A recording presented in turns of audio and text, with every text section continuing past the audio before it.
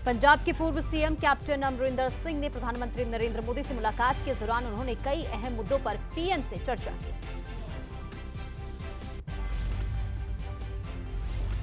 कांग्रेस नेता और तिरुवनंतपुरम से सांसद शशि थरूर कांग्रेस अध्यक्ष के पद पर चुनाव लड़ सकते हैं। हालांकि अभी उन्होंने इस पर अंतिम फैसला नहीं लिया है। सूत्रों के हवाले से ये जानकारी मिली है कि शशि थरूर जल्द ही इस पर कोई फैसला ले सकते हैं। कांग्रेस के अध्यक्ष पद के लिए 17 अक्टूबर को वोटिंग होगी और 19 अक्टूबर को काउंटिंग होगी। 22 सितंबर को नोटिफिकेशन जारी होगा। 24 सितंबर से 30 सितंबर तक नॉमिनेशन भरे जाएंगे। रविवार को चुनाव की तारीख तय करने के लिए कांग्रेस वर्किंग कमेटी की बैठक हुई। इस बैठक में वीडियो कॉन्फ्रेंसिंग के जरिए सोनिया गांधी, राहुल गांधी और प्रियंका गांधी विदेश से जुड़े। देश के गृह मंत्री अमित शाह 10 सितंबर को राजस्थान दौरे पर रहेंगे। इसी दिन अमित शाह मुख्यमंत्री अशोक गहलोत के गृह जिले जोधपुर में ओबीसी मोर्चा की राष्ट्रीय कार्यकारिणी की बैठक में भाग लेंगे। असम के सीएम हेमंत बिस्वा शर्मा ने मदरसों को आतंकियों का ट्रेनिंग हब बताया है। उन्होंने कहा है कि मदरसों को आतंकियों के ट्रेनिंग हब के तौर पर इस्तेमाल किया जा रहा है। बता दें कि अब तक ऐसे 2 मदरसों को गिराया जा चुका है। मिशन हरियाणा के लिए बीजेपी ने तैयारियां शुरू कर दी है। इसके चलते 2 सितंबर से बीजेपी के राष्ट्रीय अध्यक्ष जेपी नड्डा 2 दिवसीय हरियाणा दौरे पर रहेंगे और कैथल में जनसभा को संबोधित करेंगे। प्रदेश में जेपी नड्डा के आने की तैयारियां तेज हो गई है। झारखंड के दुमका में अंकिता सिंह हत्याकांड को लेकर अब सियासत गर्मा गई है। विपक्ष के नेताओं ने सरकार को घेरना शुरू कर दिया है। झारखंड के पूर्व मुख्यमंत्री रघुबर दास ने कहा कि दुमका की घटना से मानवता, समाज और झारखंड शर्मसार हुआ है। राज्य में आदिवासी बच्चियों, महिलाओं के 7,000 से ज्यादा मामले हुए हैं। दुमका हत्याकांड मामले में लगातार तूल पकड़ता जा रहा है। कांग्रेस महासचिव प्रियंका गांधी ने भी इस मामले को लेकर ट्वीट किया है। उन्होंने कहा है कि झारखंड में 12वीं में पढ़ने वाली एक लड़की की निर्मम हत्या की घटना दिल दहला देने वाली है। अपराधियों को सख्त से सख्त सजा मिलनी चाहिए। प्रियंका गांधी ने कहा, अपराध की रोकथाम और न्याय के लिए जरूरी है कि महिलाओं के खिलाफ अपराध की घटनाओं में सख्त और जल्द कानूनी प्रक्रिया पूरी की जाए। झारखंड के दुमका में अंकिता का सोमवार सुबह अंतिम संस्कार कर दिया गया। उसके दादा ने उसे मुखाग्नि दी। कड़ी सुरक्षा में उसकी अंतिम यात्रा निकाली गई।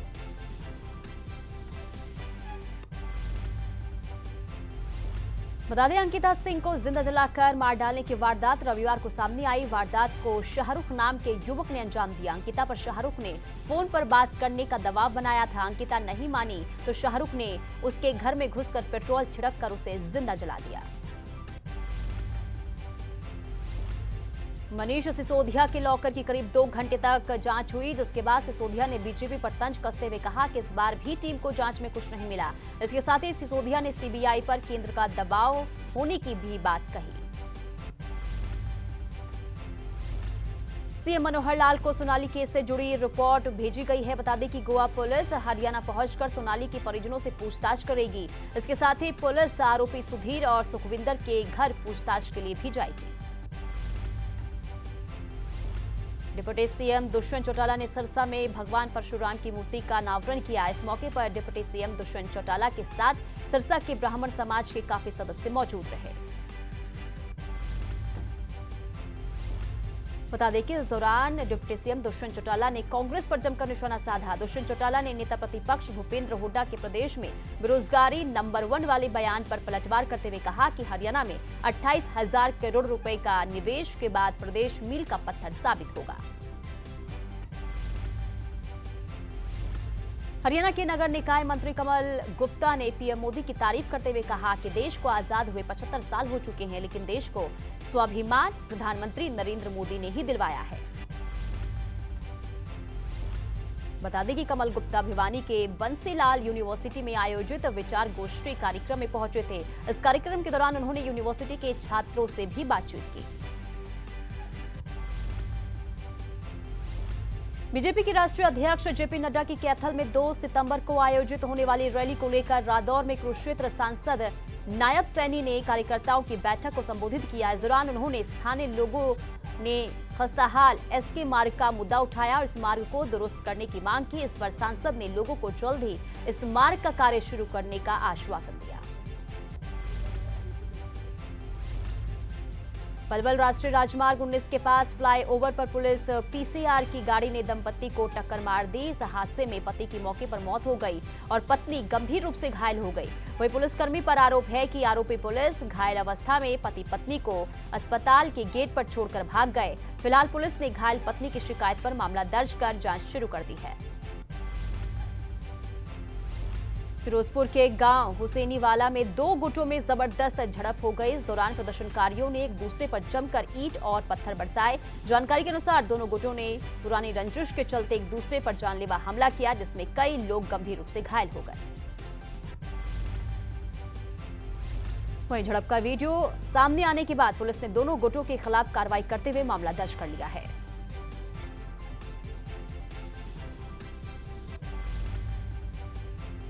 पठानकोट से एक परिवार के आपसी विवाद का वीडियो जमकर वायरल हो रहा है। बताया जा रहा है कि परिवार में आरोपी युवक ने गुस्से में अपनी पत्नी और उसकी बहन की जमकर पिटाई कर दी। फिलहाल पीड़िता की तहरीर पर पुलिस ने मामला दर्ज कर लिया है। सोनीपत विजिलेंस ने बिजली विभाग के लाइनमैन को रिश्वत लेते हुए रंगे हाथों गिरफ्तार किया है। दरअसल नया कनेक्शन लगवाने की एवज में 7,000 रुपए रिश्वत की मांग की गई थी, जिसमें शिकायत के आधार पर विजिलेंस टीम मौके पर पहुंची।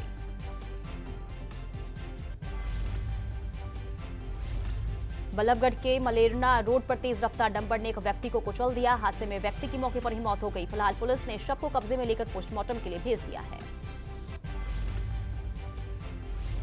यमुनानगर में वाल्मीकि नेता के बेटे जानू हत्याकांड में पुलिस को बड़ी कामयाबी मिली है। स्पेशल सेल की टीम ने दिल्ली पुलिस की मदद से हत्या के आरोपी सुमित राणा और पीयूष यादव को गिरफ्तार किया है। फिलहाल पुलिस ने आगामी कार्रवाई करते हुए दोनों को पुलिस रिमांड पर ले लिया है। बहादुरगढ़ में अवैध रूप से चल रहे पैकेज ड्रिंकिंग वाटर फैक्ट्री पर सीएम फ्लाइंग ने छापा मारा। इस छापेमारी में सीएम फ्लाइंग टीम के साथ फूड एंड सेफ्टी विभाग की टीम भी शामिल रही। बताया जा रहा है कि टीम को फैक्ट्री संचालक के पास फैक्ट्री चलाने का कोई भी लाइसेंस नहीं मिला है। इसके अलावा टीम ने मौके से फैक्ट्री की सभी पानी की बोतलों को कब्जे में लिया है। फिलहाल दोनों टीमें ये पता लगाने की कोशिश कर रही है कि फैक्ट्री मालिक के पास किसी विभाग की परमिशन है या नहीं। गुरुग्राम पुलिस को लुटेरों की गैंग को अरेस्ट करने में बड़ी कामयाबी मिली है। पुलिस ने गैंग के 4 सदस्यों को गिरफ्तार किया है। बता दें कि ये लुटेरे दिन में फेरी का काम करते हुए घरों की रेकी करते थे। सुकेम कंपनी के अलावा गुरुग्राम समेत कई जिलों में हथियार के बल पर ये डकैती को अंजाम दे चुके हैं। करनाल के सेक्टर 32 में गोदाम से हुई चोरी का वीडियो पास लगे सीसीटीवी में कैद हो गया। बता दें कि चोरों ने गोदाम में रखी हुई नकदी, खाली चेक और कागजात पर हाथ साफ किया है। फिलहाल पुलिस ने पीड़ित की शिकायत के आधार पर मामले की जांच शुरू कर दी है।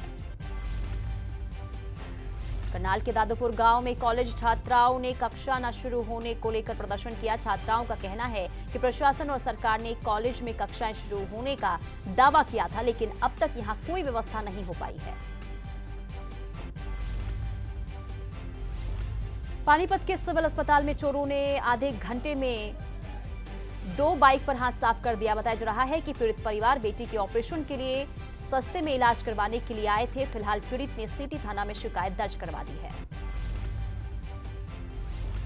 एंटी नारकोटिक्स सेल की टीम ने 2 किलो गांजे के साथ एक युवक को गिरफ्तार किया है। वहीं आरोपी के खिलाफ केस दर्ज कर कोर्ट में पेश किया गया, जहां से उसे न्यायिक हिरासत में भेज दिया गया है। फिलहाल पुलिस मामले की जांच कर रही है।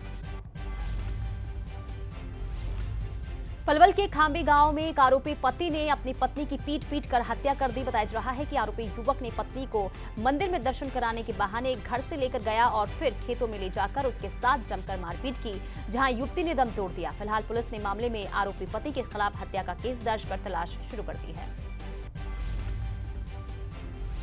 हरियाणा पुलिस ने प्रदेश और पंजाब में कई वारदातों को अंजाम दे चुके चेन स्नैचर को गिरफ्तार किया है। बता दें कि फतेहाबाद में आरोपी सोनू अपने साथी के साथ मिलकर स्नैचिंग की 7 वारदातों को अंजाम दे चुका है। सोनीपत के मुरथल गांव में एक 10 साल का मासूम कन्हैया की ट्रैक्टर के नीचे आने से संदिग्ध परिस्थितियों में मौत हो गई। परिजनों ने ट्रैक्टर चालक पर हत्या का आरोप लगाते हुए गांव में जमकर हंगामा किया। आरोपी की बाइक में भी आग लगा दी गई। पानीपत के मतलौड़ा गांव में एक घर में सो रही युवती की सांप के काटने से उसकी मौत हो गई। फिलहाल परिजनों ने मामले की सूचना पुलिस को दी और परिजनों के बयान के आधार पर पुलिस ने आगामी कार्रवाई शुरू कर दी है। अंबाला में बदमाशों के हौसले लगातार बुलंद होते नजर आ रहे हैं। बता दें कि बीती रात अंबाला कैंट में बदमाशों ने 3 अलग अलग जगह गोलियां चलाई, तो वहीं इस दौरान पुलिस और बदमाशों में मुठभेड़ हुई, जिसमें 2 पुलिसकर्मी घायल हो गए। भिवानी के नागरिक अस्पताल में 50 वर्षीय व्यक्ति की मौत के बाद परिजनों ने अस्पताल परिसर में जमकर हंगामा कर दिया। परिजनों का आरोप है कि डॉक्टर ने मृत का सही तरीके से इलाज नहीं किया, जिससे उसकी मौत हुई। वहीं हंगामे की सूचना पुलिस को दी गई। मौके पर पुलिस पहुंची और परिजनों को शांत करवाया गया। एंटी नारकोटिक्स सेल की टीम ने 2 किलो गांजा के साथ एक युवक को गिरफ्तार किया है। वहीं आरोपी के खिलाफ केस दर्ज कर कोर्ट में पेश किया गया, जहां से उसे न्यायिक हिरासत में भेज दिया गया है। फिलहाल पुलिस मामले की जांच कर रही है। हरियाणा सरकार ने 11 जिलों के डीसी समेत 54 आईएएस अधिकारियों के तबादला एवं नियुक्ति आदेश जारी किया है। इसमें भिवानी, चरखी दादरी, कुरुक्षेत्र, फरीदाबाद, फतेहाबाद, हिसार, सिरसा, रोहतक, यमुनानगर, पलवल, अंबाला के डीसी को तुरंत प्रभाव से बदल दिया गया है। इसके अलावा कई अहम विभागों के अधिकारियों का भी ट्रांसफर हुआ।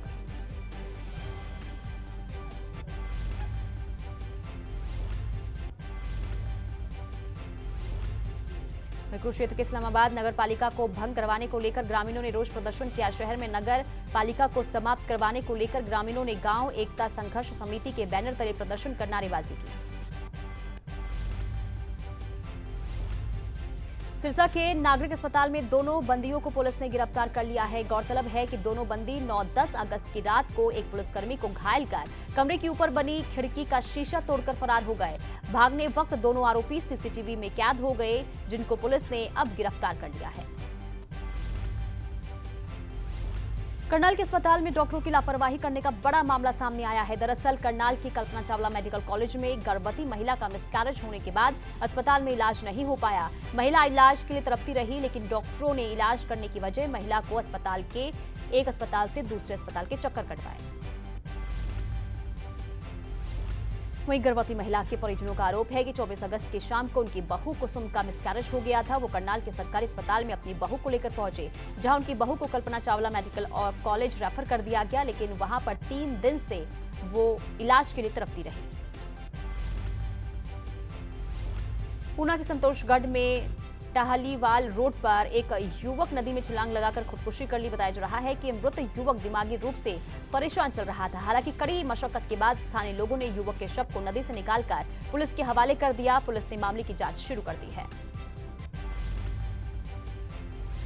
सोनीपत के ऋषिकुल विद्यापीठ स्कूल में आत्महत्या करने का मामला सामने आया है। दरअसल यहां पर 12वीं कक्षा की छात्रा ने 4थी मंजिल से कूदकर की आत्महत्या। पुलिस को जानकारी दी गई। जानकारी के अनुसार छात्रा मानसिक रूप से बीमार थी। घटना की सूचना मिलने पर पुलिस ने मौके पर पहुंचकर शव को कब्जे में लेकर पोस्टमार्टम के लिए सिविल अस्पताल भिजवा दिया है। फिलहाल पुलिस ने मामले की जांच शुरू कर दी है। फरीदाबाद के ढाकोला गांव में एक भतीजे ने अपने चाचा को तेजधार हथियार से हमला कर मौत के घाट उतार दिया। बता दें कि चाचा और भतीजे में लाखों रुपए के लेन देन और जमीनी विवाद के चलते झगड़ा हुआ, जिसमें गंभीर चोट लगने के चलते चाचा की मौत हो गई। बता दें कि चाचा की मौत के बाद ग्रामीण उसके शव को अंतिम संस्कार के लिए ले जा रहे थे कि तभी मृतक के ससुराल पक्ष ने पुलिस को सूचना दी। इसके बाद पुलिस मौके पर पहुंची और शव को कब्जे में लेकर पोस्टमार्टम के लिए फरीदाबाद के अस्पताल भेजा गया। फिलहाल हत्या के मामले में सभी आरोपी फरार हैं और पुलिस पूरे मामले की जांच कर रही है। पुलिस के मुताबिक जल्द ही आरोपियों को गिरफ्तार कर लिया जाएगा। कुरुक्षेत्र के पेहोवा में ज्यादा बिजली बिल आने पर लोगों ने बिजली कार्यालय का घेराव किया। इस दौरान गुस्साए लोगों ने यहां जमकर प्रदर्शन किया। बहादुरगढ़ की एचएल सिटी के एनसीआर 2 फ्लैट के मालिकों ने स्थानीय रेजिडेंट वेलफेयर एसोसिएशन पर गंभीर आरोप लगाए हैं। लोगों का कहना है कि RWA ने लोगों से मेंटेनेंस तो इकट्ठा कर लिया है, लेकिन उनके पानी के बिलों का भुगतान कंपनी को नहीं किया गया है। सोलन जिले के नालागढ़ कोर्ट परिसर में हत्या के आरोपी पर दिन दहाड़े गोलियां चलाने का मामला सामने आया है। कोर्ट परिसर के बाहर घात लगाकर बैठे 2 हमलावरों ने आरोपी सनी पर हमला कर दिया। हमलावरों ने आरोपी सनी पर 2 राउंड फायर किए। निशाना चूकने के बाद हमलावर बाइक पर मौके से फरार हो गए। फिलहाल पुलिस मामले की जांच कर रही है। देश के विभिन्न हिस्सों में अफीम की तस्करी करने वाले गिरोह के 3 सदस्यों को बहादुरगढ़ पुलिस ने गिरफ्तार करने में सफलता हासिल की है। बहादुरगढ़ की CIA2 पुलिस ने मुखबिरों से मिली सूचना के आधार पर तीनों आरोपियों को गिरफ्तार किया है।